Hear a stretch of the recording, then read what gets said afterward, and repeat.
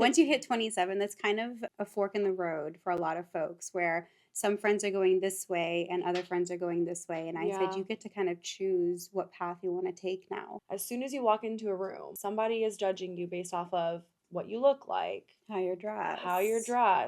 how you present yourself, how you communicate, how you articulate yourself. So it's okay if you take a step back. It's just as long as you chip away at it every single day, Yeah. every week, it's okay. Just keep moving forward. Yeah. And as you keep moving forward, you'll hit a few bumps, but just don't give up. You cannot pour from an empty cup. To surround yourself with the folks that are deserving of you, you need to fill your own cup first.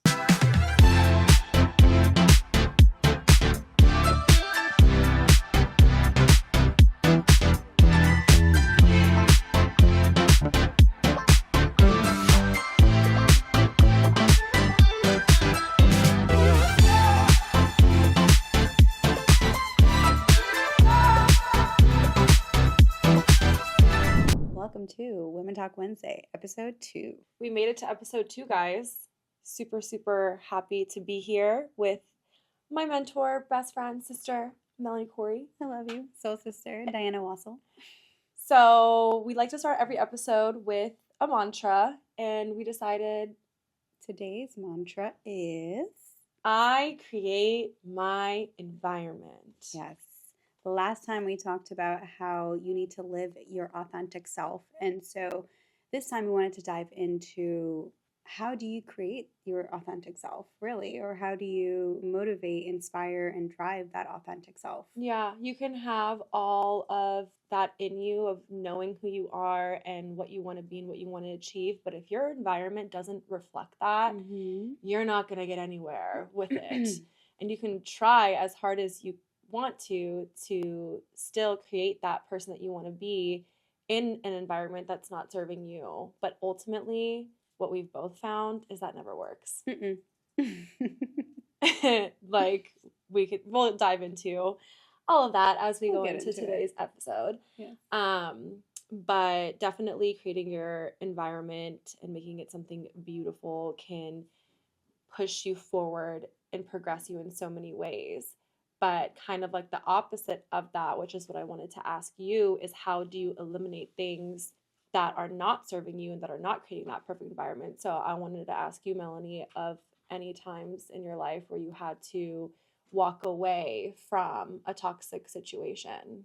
I love this question. Okay, so this is great. There's been many times, I would say actually within like the last 6 years, I've kind of, remember I told you when you were turning, are we allowed to say ages? 27? Yeah. And, you know, once you hit 27, that's kind of a fork in the road for a lot of folks where some friends are going this way and other friends are going this way. And I said, you get to kind of choose what path you want to take now. Yeah. I remember for me, that was a really big year for me. I was having my third child. I was in a interesting marriage.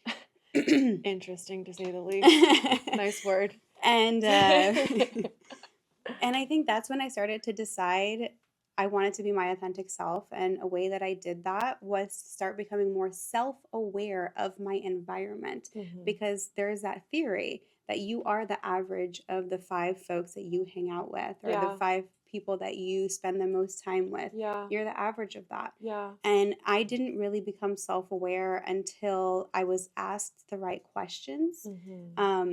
So we're part of KW, and at KW they have this one class called Bold. And within the class, I was asked questions that I've never really stopped to think, where they asked me, with the goals that you have in your life, who helps support you?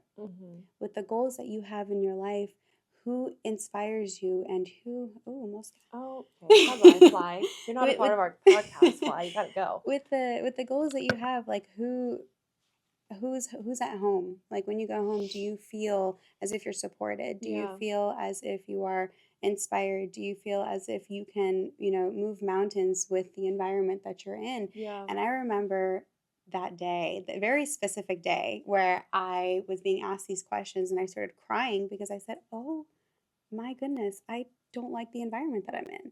So that's when I feel like I became self-aware, and I started taking the steps to change that environment Mm-hmm. for myself. Mm-hmm.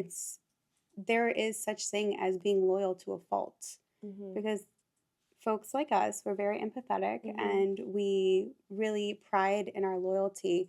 But then when that loyalty starts to self sabotage you, Mm-hmm. that's when it's not okay. And that's when you need to decide, I'm going to make a change of my environment. Yeah, I remember you telling me about this story like early on in our friendship, and how inspiring it was for me to hear that you walked away from something that obviously was very intense and had a long history, and you had multiple children with this person, and that's like not an easy thing to walk away from at all. Like Mm. I know so many women who are just stuck in the cycle because it's so hard to walk away. So the fact that you had this class Bold, which is an amazing class that most Keller Williams agents have taken, and that opened your eyes to the reality of your environment, and asking those hard questions was like,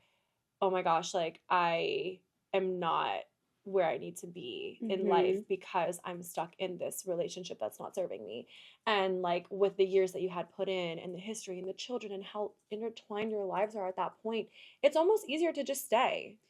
Yeah, yeah. And the thing is, this doesn't just play into relationships like marriages. This Yeah. also, like, I've seen so many folks where it's their friends, it's their Yes. parents, Yes. it's their work environment. Yes.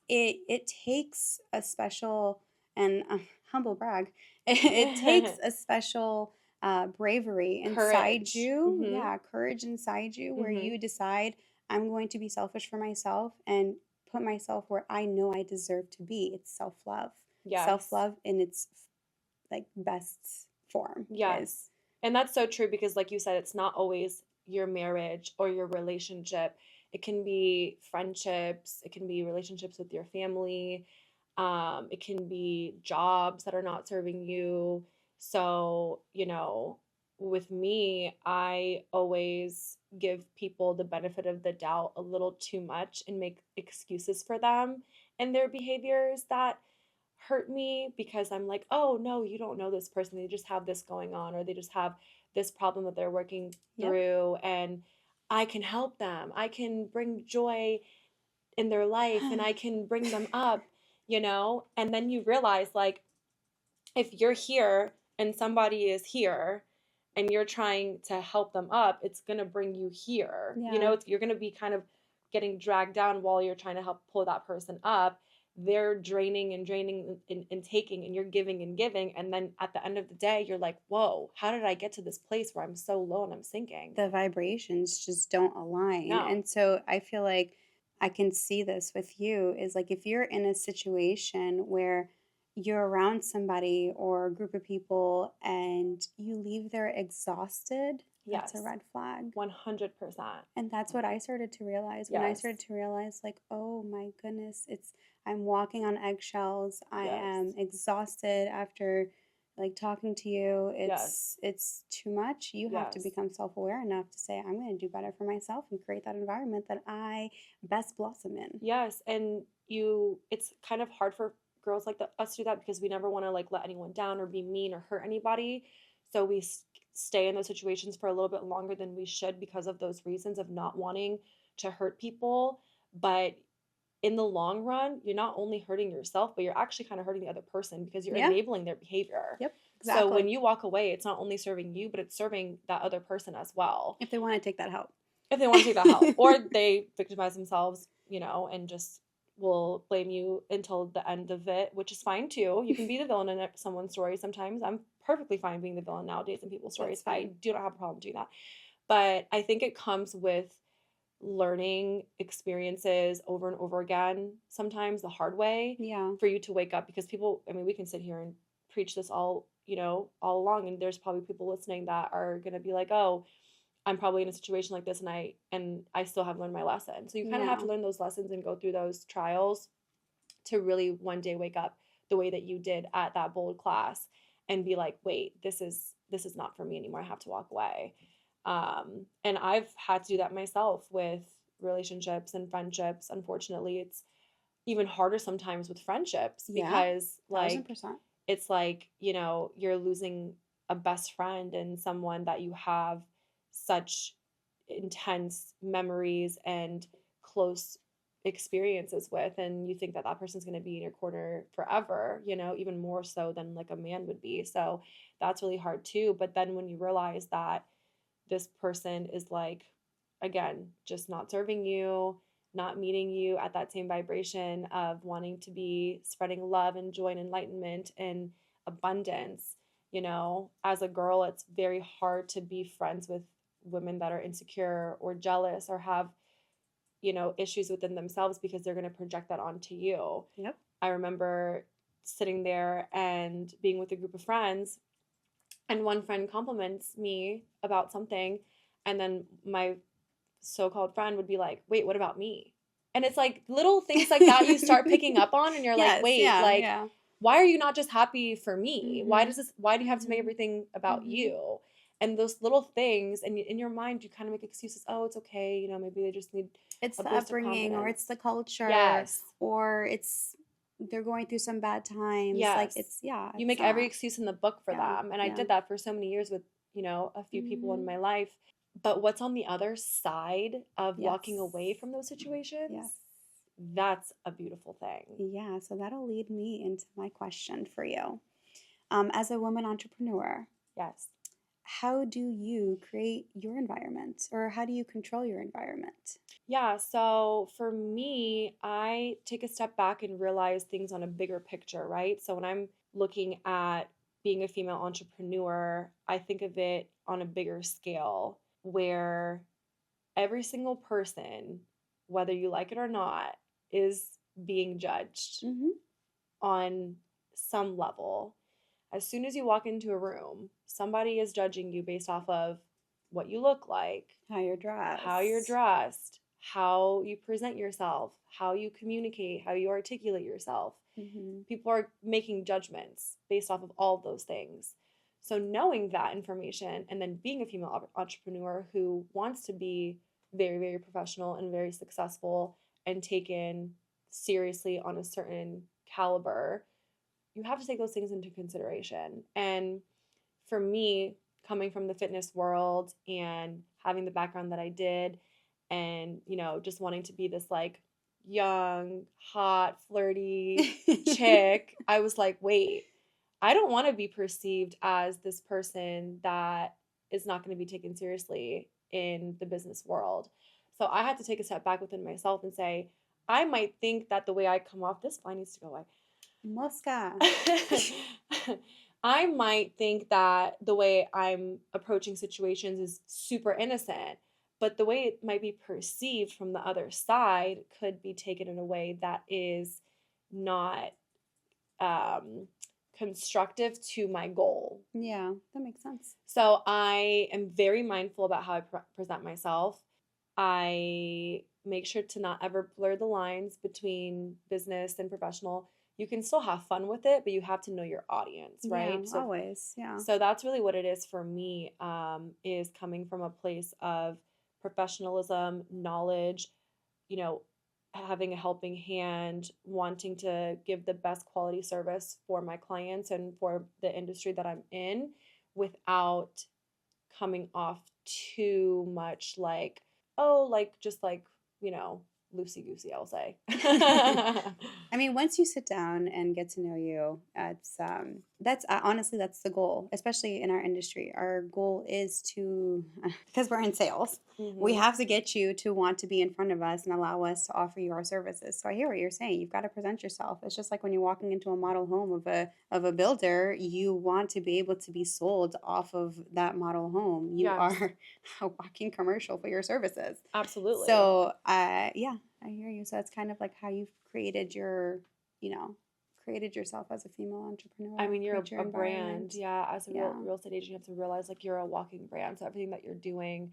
is being watched and being Mm-hmm. criticized. Mm-hmm. And if you want to be taken seriously in this industry and you want to serve people on a high level, then you need to come from a place of no BS and be there to get the job done in the best way possible, right? Yep. And that's what we do. You know, I've walked into so many listing appointments with Melanie now where we're like, we're here to get your house sold for the highest amount possible in the least amount of time. That's what we're here to do. Exactly. Let's focus on that goal and let's have fun with it as we go through the process. Oh, yeah. I mean, obviously we're doing this podcast, so we have fun with it. I mean, yeah, when you could, so like a way that I kind of create my environment as a female entrepreneur is that I do also, like, I speak what I want into existence. I told myself 5 years ago, I am becoming a luxury agent. That's what I'm going to do, and that's what I'm going to go after. I'm going to walk in there confident as hell. I'm going to get these listings. I'm going to get this builder. I'm going to get you that house sold. I'm going to negotiate for you, and you just you take that and you run with it. You have your authentic self. Yes. You create that environment and you blossom. Yes, for sure. Yeah, and those things are not always easy to do, but they're worth it. It's like all the things that are not easy are always the things that are worth it, right? So Yeah. like being true to yourself and standing up for what you believe in and standing firm in your morals and values and beliefs is not an easy thing to do, especially in the society that we're living in. Yeah. And then also creating your environment and like saying no to everything that is not constructive to your life and not going to serve you is also very hard to do too. We're presented with distractions all day long. Yeah, and that's also like not just okay, so I'm gonna make this personal again. It's okay to have a few step backs. Like coming out of a domestic violent home, it does take women statistically, I think it's like the average number of times that a woman actually leaves before she truly leaves is 7 times. So it's okay if you take a step back. It's just as long as you chip away at it every single day. Yeah. Every week, it's okay. Just keep moving forward. Yeah. And as you keep moving forward, you'll hit a few bumps, but just don't give up. Self-love. Yeah, 100%. No, that kind of goes back to what I was saying earlier about like you have to kind of go through those tests a few times for yourself to really be sick of it and be just sick of yourself for even staying in a situation like that. Yep. Yes, so everyone can tell you all day that this is not for you. You need to get out of the situation. You need to get out of this friendship, this relationship, keep this person away from you. And it's not until you really wake up and say, I'm sick of myself for allowing this to continue in my life. God does not want me to live like this anymore. God wants more for me. Yep. Right? Like God's going to bless everything that you do, but he wants you to take action first. And that's why it comes down to back to the theory. Who are the 5 people that are closest to you that you really do value in your life? You've got to think about that. You've got to really break it down. That's why I'm so grateful for my team, because coming into the real estate industry, you're alone and you don't really know where to go for support. So when you have a team as amazing as mine, then you're able to surround yourself with people who have the same vision and goals for their lives. And when your values and your morals align with the people that you work with, your career is going to go further than if you're just on your own or if you're surrounded by people that you don't align with. Yeah. A nice example of that is like this past week. What did we do? This past week, we had our like mid-year review where we sat down and we put together, what our goals are and how far have we come this past year. Yeah. And it's amazing to sit down in a room full of supportive individuals where you say, this is where I want to go. How can you help me get there? Yeah. It's so important. And then to go home and feel just as supported, and then to go out to eat with your friends and feel just as supported. Like it's a beautiful life. It's a game changer. So if you feel like you are not in the right space, I want to talk about that mid-year review, because as a team of high level driven people, we never think that we're doing enough. We always think that we could be doing more and more and more and more. And we never sit back and actually look at the success that we've already created. So sitting down at that mid-year review with my team and looking at the numbers that we've produced from January up until July of this year was really amazing to see. And we were all looking at the numbers like, whoa, we've done this much business. Yeah. It was It was a beautiful thing. It was a beautiful thing. Yeah. So, But yeah. you wouldn't get there without the environment. And that's why it's so vital. Yeah. Yeah. And then sitting there and mapping out what we want to achieve for the rest of the year too, and being able to like hype each other up on that Mhm. in ways that we're going to do and getting creative and finding the gaps was really, really nice too. Like naturally, as human beings, we are motivated and driven by our environment. Right. And so when we're sitting in that room and everyone's talking about how are we going to get to this many million? How are we going to do this? How are we Right. going to do, oh, you did that. It's part of our human nature. Right. And so we need to be self-aware enough to play into that. Yeah, for sure. And for some people, they might be like, well, how do I find these people? Like, how do I attract the people that I want to be like? Or, and for me, I always tell people that ask me this question, like, first go within yourself, back to episode 1 of like being your authentic self. First go into yourself and say, who am I? Where are my strengths? Where are my weaknesses? And what's the goal? Who do I want to be? Who's my highest self? Find that out first. Then work on those things. Work on going to the gym every day, waking up early. Work on healing. Work on healing the things that you need to heal within yourself. Work on, sticking to your commitments first. And then once you do that, you're naturally going to attract your tribe. Because also they say you cannot pour from an empty cup. To surround yourself with the folks that are deserving of you, you need to fill your own cup first. Right. So yeah, I love this. Yeah.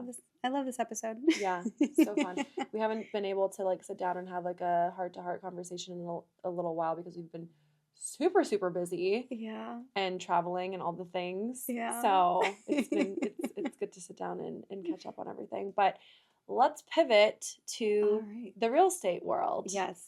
This is last question, or I guess the last kind of segment of ours. Yeah. So we want to give you guys a little bit of an update on the DMV market, which is the market that we work in. And the way that we play in our mantra into this subject is very much how do you create your financial environment? Right. And that's part of who you are. It's part of your environment. And naturally, at the end of summer, this is when we start to slow down. So this is actually an opportunity for many of you. Yes. Yeah. Going back to creating that environment, it's like creating that opportunity no matter what the market is looking like. Because yes, things are slow right now, but that's an amazing opportunity for buyers, for starters, because we're seeing buyers who are able to ask for home inspections and appraisals and really take their time on things instead of, fighting against 10 other offers, which in some micro markets we still are seeing that, but on a grander scale of things, buyers are able to get more of what they want right now. Yep. So it's a huge opportunity for anyone that is wanting to buy when things are slow. And if you're part of you're part of a group of 5 folks, or you're 5 close individuals, and you want to be that first one to pivot and start creating that, and then you start the domino effect, so all of your friends are coming in and taking that opportunity to go ahead and purchase your first home, start your first investment, do your first flip, buy your first piece of land. Yes, be a trendsetter. Yes. I have so many clients who are trendsetters within their own network. Shout out Fies. Not me. You know exactly who I'm talking about. Yeah, I have a client who's a near dear friend of mine who I've done several transactions with. He's my business partner. He's my client, and he's one of my best friends, my brother. And he's a trendsetter in, whether people like to admit it or not, he is a trendsetter in our community because he is doing things and taking leaps of faith and being courageous enough to go all in on his real estate investments, and they have paid off, baby. Yes, they are paying off. Prime example of creating your own environment, being your authentic self. Yes. And we found a market that needed help. And we went in that market and we flipped an entire neighborhood of homes. And now we're going to the next level of developing brand new builds in that exact area. So, and when he first spoke with George, that's what he said. He said, I want to be a builder. Yes. And we're like, you are so young, but I love the hustle. Yes. Let's go. Let's do it. Yes. And you've helped him get there. Yes. He is achieving his goal within less than 2 years. I mean, what takes most people years and years, several years, and, just people that maybe someone's dad is a developer and there's, you know, like their son goes on and takes the role or something. He's doing this from self-made, like Yeah. from Yeah. zero, Yeah. you Fully know, self-made. It's fully amazing. self-made. So I'm so proud of him. And he's a great example to use for other people, you know, that are wanting to break into the real estate game Yeah. and start somewhere. I mean, he started with 2 very small investments. You just got to consult with the right people. You just got to Yes. consult with the professionals, and we'll get you to where you want to go. Yes. I mean, you know, even our client, our builder client's another great example of that too. Yeah. Coming in and becoming this amazing builder, Helping them designer scale. team. Yeah. Yeah, and Yeah. helping them scale. Like Yeah. it's about having those, again, right people around you, because it's a give and take with our clients. You know, Yeah. we help them, you know, in the ways that we can, and they help us in the ways that, you know, to fuel our business. Going back to the first podcast, it's the boat Exactly. that rides us together. Yes. So I guess we'll end it kind of on that note. Yeah, it's a beautiful thing. It's a beautiful thing. Life is beautiful. Life is beautiful. Be authentic and create your own environment. Yes. More to come. We love you guys so much. Thank you so much for tuning in. Woman Talk Wednesday. We'll see you guys on episode 3. Yes.